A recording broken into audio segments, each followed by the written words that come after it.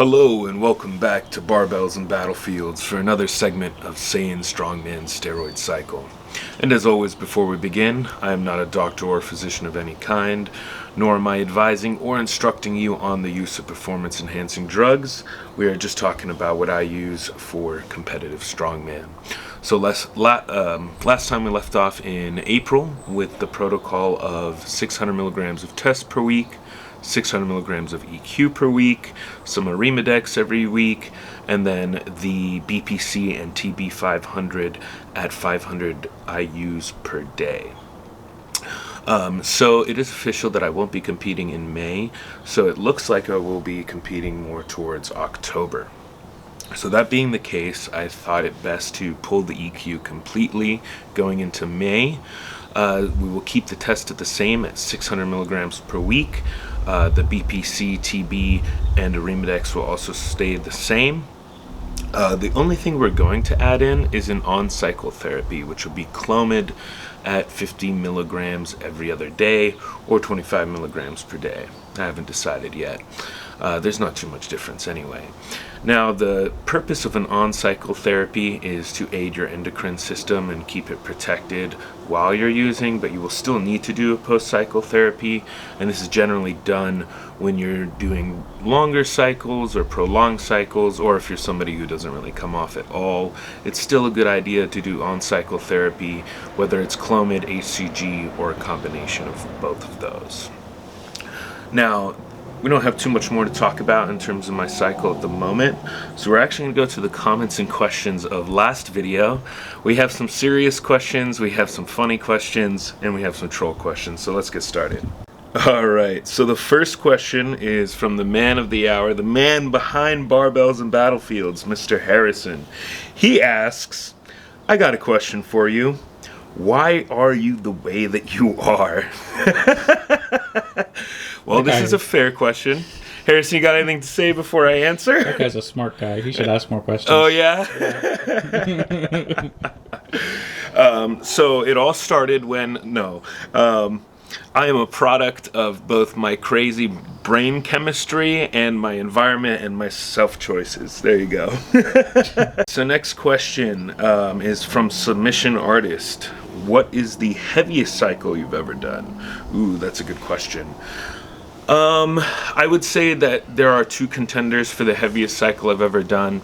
There was a cycle where I did 900 milligrams of test per week and 900 milligrams of MPP per week, nandrolone phenylpropionate. I was massive and very, very strong. If you go back onto my Instagram and you look at the first Southeast Classic I competed in, that's when I was running that cycle, and I was close to 290, if not 290 in body weight. The other one I would say is I've ran 600 test, 300 tren, 300 deca, 300 masteron, and a couple of orals like anadrol and dianabol. So that was a pretty heavy cycle as well. Very dangerous cycles, in fact. But all right, next question. Next question is from Dylan Carter. Can you mix steroids with Premier Protein? No, you cannot. You cannot mix your steroids with Premier Protein. I suppose if you were using oral steroids, you could grind them up and put it in your protein if you were weird enough to do so. Definitely a troll question, but still funny nonetheless, so I decided to answer it. So let's keep going. Next question is from Julio Mendoza. Could you go over testosterone and other steroids, PEDs, and what their exact application is in bodybuilding, strongman, powerlifting, and even other sports? Well, this is actually a multifaceted question that would require, honestly, its own video. But to go over it very quickly, and maybe we'll address it further and make its own video sometime, just addressing this question, honestly, because it's a very good question. So when it comes to testosterone and steroids, there are three families. There's testosterone family, there's the nandrolone family, and there's the primobolan family. In terms of bodybuilding, the did I say the primobolan family? I meant the dihydrotestosterone family. Excuse me. Within bodybuilding, off-season nandrolones are huge. And then closer to competition, DHTs become massive. Primo, Masteron, Anavar, so on and so forth. Strongman, nandrolones are great for the strength aspect. In terms of other PEDs, you might see the use of EPO, which is for endurance. Is Strongman, like I said, they love their nandrolones, but honestly, their test bases will be good too, like an EQ. EQ is great for performance in Strongman because it also aids in your movements. In terms of other sports, oh man, I mean, that is a very vast question. The UFC and fighting in general, notorious for having people who are abusing steroids. There was once a study done where they asked professional athletes from several different sports if they could be given a pill that would make them the champion but kill them in a year. More than 50% of them answered yes, and then more than 50% of professional athletes have admitted to using performance-enhancing drugs at one point in their life, and that's just the ones who admitted it. So don't be fooled. These guys are not natty, even if they don't look like they're juicing. What? All right, so we'll go to the next. There we go. All right, so for the next question, Gary Sanders asks, what does being on EQ or other steroids feel like mentally and physically?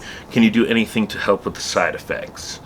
Again, very in-depth question and a good question. This is dependent on so many variables. The lower you keep the dosages, probably the better you're going to feel mentally and physically. Testosterone is known to give people a good mental boost, make them feel more positive. But again, this is probably in the lower ranges, lower to mid ranges. As far as being on EQ and other PEDs, I mean, in the gym, you feel very strong. You feel like Superman. Outside the gym, it kind of sucks, honestly. It makes you feel groggy and tired. A lot of people don't talk about the shitty parts of being on gear. Sometimes the sleep is abysmal. Quality of sleep is awful. It's hard to stay hydrated. There are a lot of problems that come with the heavier cycles, especially. In terms of mentally too, some steroids have been known to give people depression in one way or another. Some people will get paranoid, especially on something like tren. So again, this question in itself could use its own video, but we'll move on for now. All right. So Don Marciano, he asks, what is your opinion on oral steroids? Another good question here. I'm not a huge fan. I'm not a huge fan of oral steroids, at least not in non-competitive use. And what I mean by that is oral steroids only are effective while you're on them. So when you come off, you practically lose everything.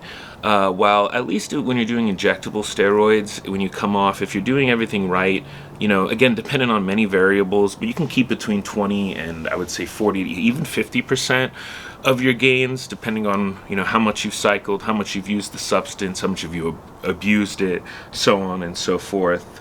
Let's see, was there more to that question? Oh yeah.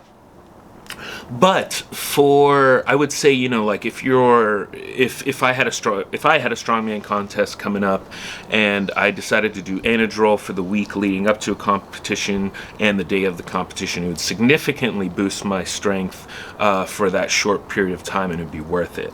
When it comes to bodybuilding, obviously Anavar, Winstrol, stuff like that is very effective closer to the competition itself. Let's move on to the last question.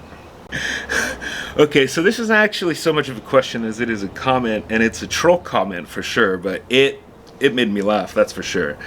Jeremy Shu 5662 says, I've never seen someone look so weak yet so strong in my life. Now, first of all, this question is an enigma. How does one look weak yet is so... I'm so confused. Do I also look strong, or do I look weak and you think that I'm actually very strong.